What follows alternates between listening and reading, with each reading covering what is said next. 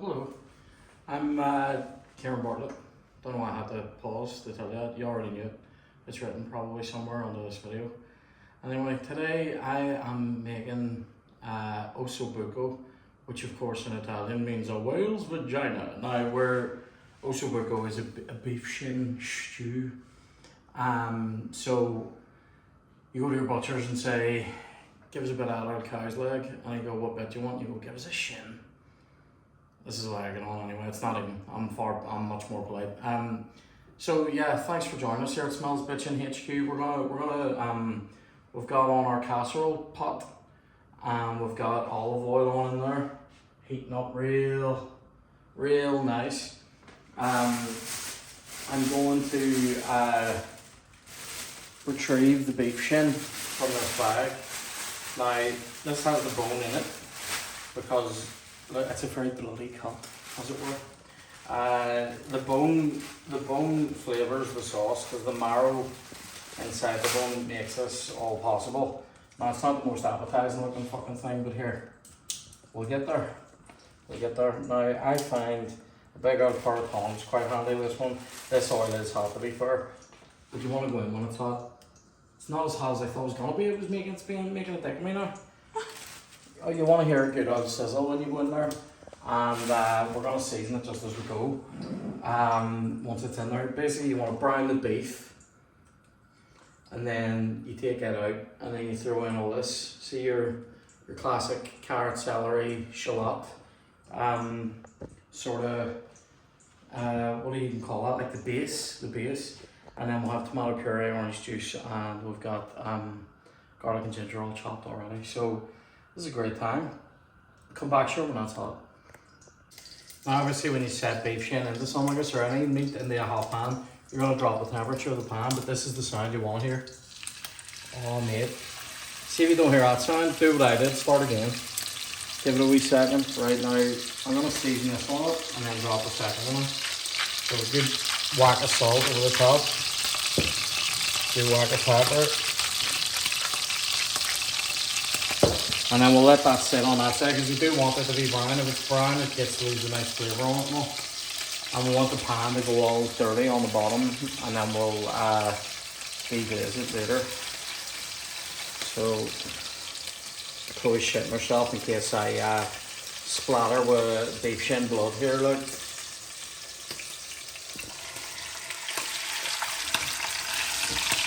Oh, motherfucker, it's sticking on me.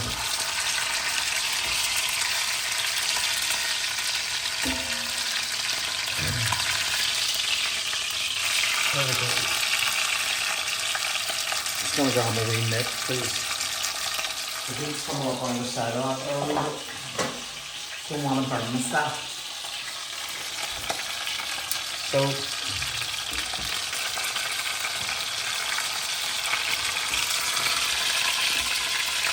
that first piece is acting fucking something.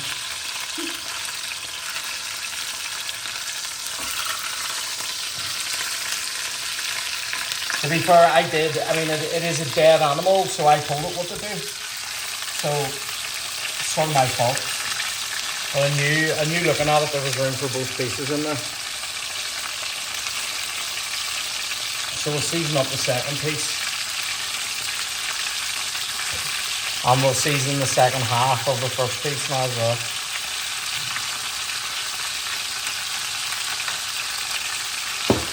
Jesus Christ, it's labour intensive at this stage of it, like. Labour. Sorry? Just speak. How much is it? Oh, this was about 12 quid for this amount of meat. So, like, considering they're quite large cuts, you get quite a lot of meat off it. I guess I'll do a few people twice. Or 6 people, as you would say.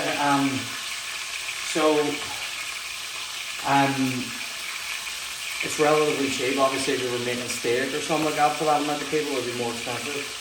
Mince is nearly this price as well, like, so you're getting something a bit better. The only thing I would say with shin is you need to know that you need to do something like this with it low and slow, because I mean we've got that on maybe even a wee bit high just for calling it.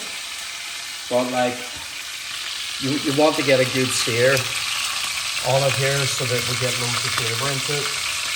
And this is one of the only times you can really affect that, because like obviously we are going low and slow, so once it's on in the juice later, like it's sort of you just gotta let it sit there and do its thing. So we'll get turning over this second piece.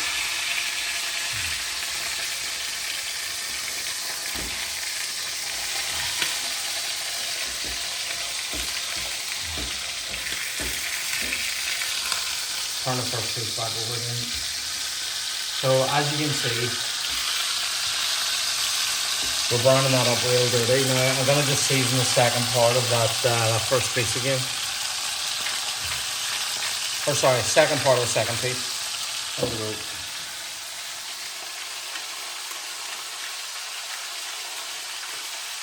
So it's all dough. So why don't you come back whenever we're sticking in the vegetables? So I've removed our beef. It's all nicely browned and flavoury. And now we're going in, taking that off the heat for a minute just to get this started. Going in with our shallots. It's quite a lot of veg here. Shallots, carrots, celery. I just chop these, just ran the knife through them once each. So you want them to be relatively chunky so that it cooks for a while. So you still want a bit of a bite to it whenever it's all cooked through. So just a very mild, like a couple of cracks of pepper and maybe just like one crack of salt in this, just to give it a wee bit of help. That's two, just to give it a wee bit of help. Doesn't need a ton of seasoning at this stage because we've already seasoned the pan really well. So we're just gonna take this, we'll get this back on the heat in a wee second. I just want to get this moving about, get it ring coated and that nice sort of the oil and the fat from the beef. So like, I mean, realistically, prep time on this was about 20 minutes for me. But that also included, like, you know, putting this t-shirt on. Normally I cook in the buff.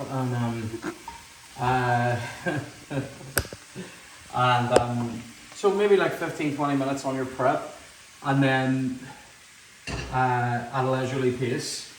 And then, so this bit, obviously browning the meat, all that balls, doing this, like, I don't know, what's that, 20 minutes, half an hour, maybe 20 minutes. And then you want to get, like let that actually saute there quite nicely. And then once we have everything back in there, it's another hour and a half, just like on a simmer. So hand simmer, so that's like in 2.5 hours. So don't start this shit if you don't have the time. One thing I will say about it, I like stuff like this where you do a wee bit of prep everything, fuck it all on in sequence, and then leave it for ages, and it does its thing. The one bit that I haven't talked to you about yet, and we'll get there. See if you look at the meat here. See this sort of bit here, that rubbery looking bit, and it sort of like goes around in the cup. That's kind of like a muscly sort of rubbery sort of bit of the beef. You can't eat it, and it runs through the meat in different places. There's quite a lot of marbling on that. You can't eat it. Like, and I don't mean I can't, I mean humans shouldn't. All right, it's just not a pleasant experience. So there is a bit of this now. If you're going rustic, and if your family aren't fussy, you can just fuck a slice that down on a plate for each person if that's what you want to do, or half a slice or what have you, right? See, whenever you're me and you're sound, the chef will go through and pick that out and then shred the meat back through the sauce at the end. You do get quite a lot of fat on this as well, so I'm going to try and skim a wee bit of the fat off it later and just drink it raw. No, and then so it's a bit of prep. It's sort of like if you're making pulled pork. There's that bit, you know, when you're making like a pulled pork shoulder, which maybe we'll do on Smells Bitchin someday. I do a mean pulled pork, but like when you're doing a pulled pork shoulder, there's like a line that kind of runs through the cut, and again you can't eat it, and when you cook it, it goes all fucking all snattery and all. So one of the Tony Slattery, that's a niche comedy reference to Tony Slattery, the British improv comedian from the 1990s. I think he's still alive. Anyway, his career though.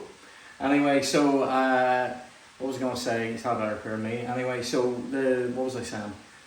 Tony Snattery. Yes, so you get your in a pulled pork bit, you get that snattery bit, and that's for the chef to go through, make sure it's not involved, and then pull the meat. It's like that here. So you'll need to keep an eye out for that. This is coming along real nice. Look at this. It's starting to smell nice as well, isn't it? Starting to smell nice as well, isn't it? Yep. The crowd are going wild. I said the crowd are going wild. Garfield from the 1990s as well. Really what we've discovered today is that I'm 37 and Chloe isn't. So that's cooking off quite nice. What I'm going to go in with now is, I might give that another wee minute, you know. Do you want another wee minute of just me talking, or do you want to come back? Come back. So in this wee bowl, we've got a thumb size piece, plus a wee bit because I have wee thumbs, of a thumb size piece of ginger, which I peeled and chopped. Good wee technique for peeling ginger, teaspoon, scrape it up, and then scrape up the ginger as well. And then we've got 3 decent sized cloves of garlic here, just sliced through once, chopped as it were. So we'll go in with that. And then you'll sometimes see if you're following like certain recipes, like I would think a lot of Indian recipes that I've done in the past will say you cook the garlic until the smell of it has changed. So like so it doesn't smell raw anymore. No, it sounds stupid, but like it means basically get it in there, get it going in about, if you get it down right towards the centre and down towards the bottom, it'll cook out. See, at the minute that smells quite like it's pungent, singes the nostrils. In about 2 minutes, maybe 3, I'll start smelling sweeter and stop sort of being such an attack on your wee neb. So you want to do that for a couple of minutes. Come back in a couple of minutes, we'll put in the tomato puree. So we're going to go in maybe a wee bit more. We're going to go in with tomato puree now. Now, I don't know if you know this, maybe you do and I'm just being a dick, but I thought this is a great little life hack. That pierces the tomato puree. I didn't know if everybody knows that. I think toothpaste works that way as well, but I haven't brushed my teeth. And then this is a good wee hack when you get it in the tube. You want to, I'm not doing it well, but you sort of, if you go from the bottom and you sort of twist the wee bottom bit, you're still getting your puree out, but you're not wasting any on the way. Again, toothpaste. Yeah, so that's enough. And then what we want to do, we want to coat everything in this and sort of cook it out for a minute. Because that's sort of, when you cook it out, this will help you make again just the basis of the sauce. So if you don't cook it out, things tend to stay a bit bitter. Whereas we want this to sort of sweeten up a little. So it's important that you stir it around and then let it do its thing, like let it cook. And here, see if this starts to coat the bottom of the pan a little bit. Don't worry, sure we're gonna deglaze it in the next bit. So yeah, come back for the deglaze. So if you look inside the pan now, you see it's starting to stick a wee bit on the bottom and it's getting a bit dirty. Right, this is a good thing. We've caught it before it does anything bad. It's not burning or anything. This is a good time then. We want to go in with a good glass of white wine here, and some orange juice. So that's a good whack of wine, and then we're going to go in with the juice of an orange. Now we've also zested that same orange because we're going to use that. This is finished off with the Gremolata, which is like a dry Italian salsa. So it goes in at the end. Give us a good old stir. Now this is gonna, when we say deglaze, that cleans the bottom of the pan but keeps everything in the sauce. It also imparts a lot of like fruity, kind of sweet, but also citrus flavour. See there on the bottom of the pan when I scrape it, how clean it is now? See that? So we've got all that flavour, all the flavour from the vegetables cooking, all the flavour from the beef, all stays in the sauce. We're gonna let that cook out. Oh, mate, smell that. We'll let the alcohol cook out for like a minute, and then we're gonna put the we're gonna put the beef back in, add our chicken stock, and then we'll bring it up to a boil, and then it's gonna simmer for ages. So we've let that cook off now. The alcohol's burnt off it. The smell has changed again. It's less raw and alcoholic. We're going back in. You go back in first with the meat, and then I'll tell you why in a wee second. You do the meat and all that dirty juice, right? You go back in with the meat before you put the stock in because of a little thing called volumetric displacement. So you don't want to put your stock in and then start setting the meat in, and then the fucking level starts rising to where you can't cope. So always good to go in with probably less stock than you need and then top up. So this is just a wee stock cube. With water, obviously, just a normal chicken stock there. I feel like we can maybe do a wee bit more. Sort of wanted to come up a wee bit, just so it braises out all that meat, you know, want it maybe up around here. So I'm gonna stick in another wee bit of stock. All happening now, look at this. So we're gonna go in with another touch of the stock, just until the meat is basically all but covered, because we can come in later and turn that over, turn it around, what have you. Gonna get that last wee bit of stock cube out of there for flavour.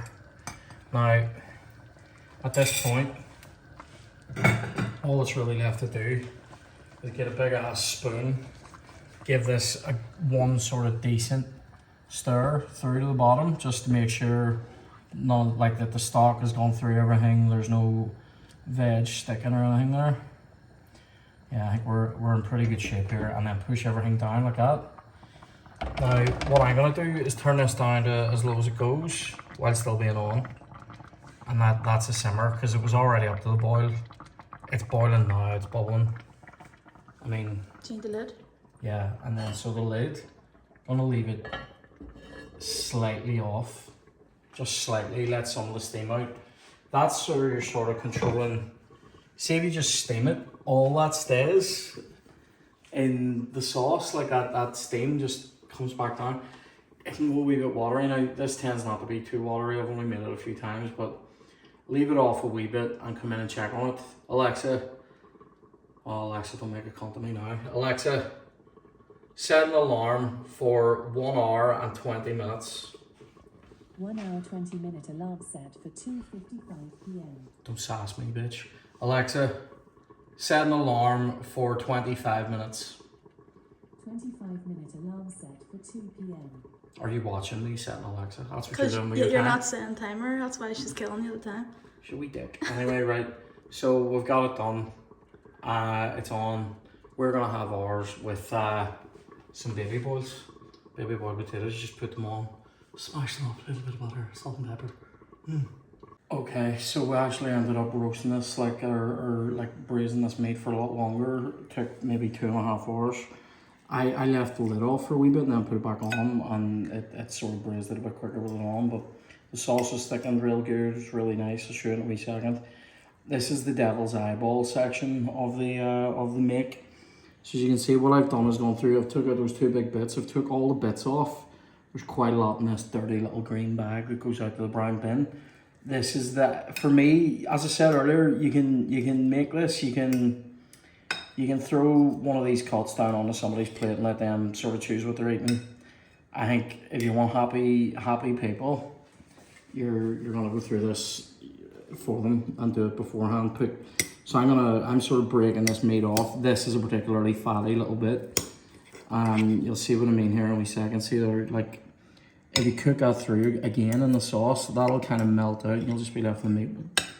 Basically, there's a couple of, like, there's definitely bits in here. Like, there's definitely bits in here. Like, no one wants to eat that bit. There's definitely bits in there. What? I didn't get it. Oh, well, it doesn't matter. There's just like wee bits of like tough fat. Like, here's another one there. What do you see? See there? Nobody really wants to eat that bit. So you just scrape the meat off it until you're left with kind of just the fat. And then you just kind of, it just goes in there. And then you just break through the rest of it with your forks. That wee bit's just on the edge, but it'll cook out again. And this is the very last little piece here. It's pretty decent. And then once this is all broken, well, we're getting there. There's the last wee bit there I don't want to throw away. You've sort of got to have eagle eyes here as well. So if you need glasses or something like that, like if you use glasses, now's the time. Not my house. Ain't no nerd. Anyway, I'm only joking. I do need glasses, but I know what I'm looking for here. Basically, out of 2 pieces of beef shin, you're getting left with a big old bowl of meat like that. So I'm gonna throw this back into our sauce. If you come over here, you'll see. Look at that one. That's a time. We are having a time. Baby boiled potatoes are on to boil. We're having a time. So I'll stir this through, and then I'm going to make the wee Gremolata, which is that dry Italian salsa over the top at the end. So I'm going to get this back onto the heat. I've put this onto on the smallest ring. No, wrong one. Why can I, there we go. Why can I not read? Just on the smallest ring, and then I'm going to stir it through. You should be left with something approaching this. Look at that, man. That'd please the crying child, wouldn't it? I would actually suggest not feeding this to kids. It's a very adult dish. Like, I don't know if kids see the value in the skill of transforming a cheap cut of meat into something luxurious and unctuous. I think they might just look at it and go, it's not normal. So that would be my take, but I mean, I wasn't probably a wee Osso. I was definitely a wee boy like this, but anyway, I loved the stew when I was a kid, so it's kind of like stew, but fancy. So yeah, come back and we'll make that Gremolata. So in this wee bowl we'll have the orange zest from earlier. I've finely diced 1 garlic clove, or about 3/4 of a garlic clove, and I've chopped up some flat leaf parsley. Check this out for a great old time. In our bowls here, potato that I smashed with a tiny wee bit of butter and some salt and pepper, or in Chloe's bowl, just steamed. And so what I'm going to do is put the Gremolata into the sauce now and get all that out. Now here, did I choose the colours of this Gremolata? No, I didn't. Am I happy about it? Absolutely. We political statement here when you come to finish this sauce. That gives it, like, I know like some people might look at this and go, oh, that's a lot of parsley, or is that like raw garlic? The garlic will mellow as it sits there for a minute. It gives it the whole point of a Gremolata is that you've got this really deep, rich sauce, and then on the top you've got this fucking wee smack. That was very violent, wasn't it? Now, hurt my hands. So now that's done, check this out, get a good old ladle, and then you just, oh mummy. Now, as I said earlier, that there plays a fucking crying child, wouldn't it? And then, just to finish, check this out, last wee bit of parsley. Oh mate. Smells amazing. Smells bitchin, you might say. So, hang on. It's almost time for the taste test and the big finish. So do you want a spoon? I've got spoons. I've thought of every eventuality, love. When you were washing the your water bottle there and taking time. So I'm only joking. Do you know what? I've played too rough. She didn't like that. Now, this is a fucking great old time. So here we go for the big finish. Other way, love. No, yeah, sorry, you were looking the wrong way, that way. And then extend it out in front of you. Just be natural. That's it. Mate, hang on. Do a wee mix.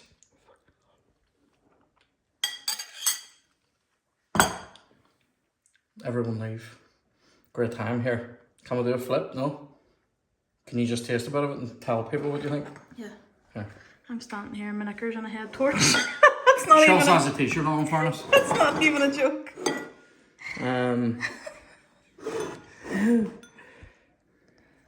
Oh, mate. Let me get... Oh, get into it for the real thing. Okay. Holy Mary. It's great, isn't it? Mother of God. So that's your Osso Buco. Join us again on Smells Bitchin. We'll be making something else unbelievable.